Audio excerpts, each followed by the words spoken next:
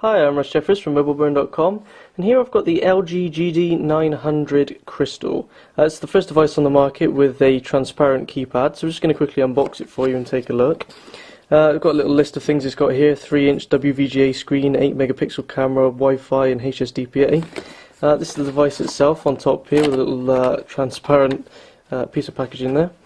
As you can see, the nice 3-inch display. It's a WVGA resolution display, so quite a high pixel density on it as well.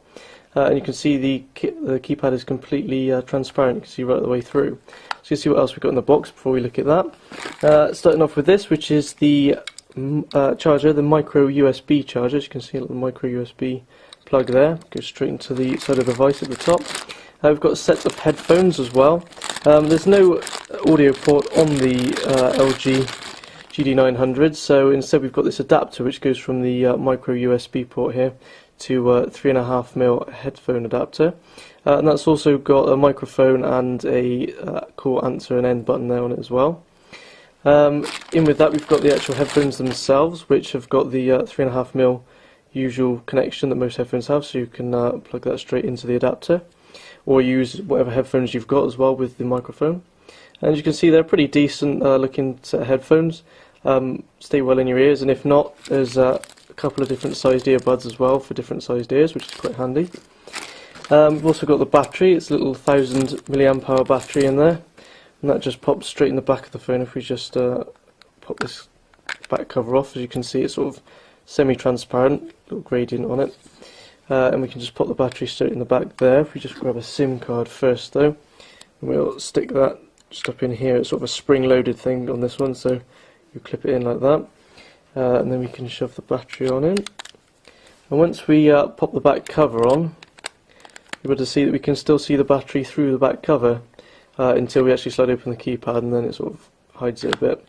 We've also got a micro SD card slot here, so at the moment we'll stick in a micro SD card because it didn't come with one, so you might have to buy one. There's 1.5 gigabytes of memory built into this phone as well, so you may not need to upgrade with the card. We've got a USB data cable here, which is USB to micro USB again, and a little manual here, and LG's PC Suite on a CD. And in the back here we've just got an installer guide.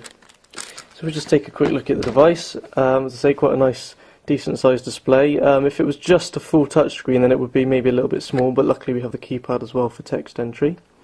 Just above it we've got the device's earpiece. We've got an ambient light sensor and also a proximity sensor, both in this little bit here, and then a forward-facing video call camera. Here we've got the call send key, call end key, and the cube menu and multitasking key. And obviously just the keypad here, as you can see, completely transparent. On the back we've got the 8-megapixel autofocus camera with a self-portrait mirror here on the right, and then just above it we've got a single LED flash. As I say, the micro SD card slot there. And then we've just got the volume rocker at the top here. We've also got a camera shutter button on the side there, 2-stage, so press it slightly to focus, press it all the way to take a photo.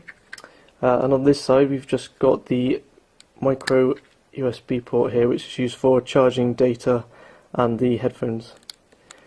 As you can see, it's quite a nice looking device, pretty thin, overall quite averagely sized. I've also got a power key on the top here, which could be used to turn the screen on and off, and also turn the device on and off.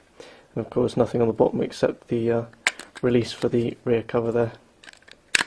So that's the GD900. We're just going to move on to the software now. As you can see, we've fired the device up now. Just going to show you some of the software features of the handset. As you can see, we've also got the keypad all lit up now, and you can see the lights from both sides, so it looks quite cool. So we're just going to go through and show you the S-Class user interface, starting with the home screen here. You can flick between 4 different home screens by using this cube menu key in the middle, which gives you a choice from shortcut, widget, contacts, and the multimedia home screens. You can just tap on any one of those cube faces to go into the home screen that it pertains to. So as you can see at the top here, we've got 3 little blobs and a little cube. And the cube shows us which one of the home screens we're on, and if we just swipe across like that, we can also move between them directly from inside the screens instead of having to go out to the cube first, which is quite handy as well.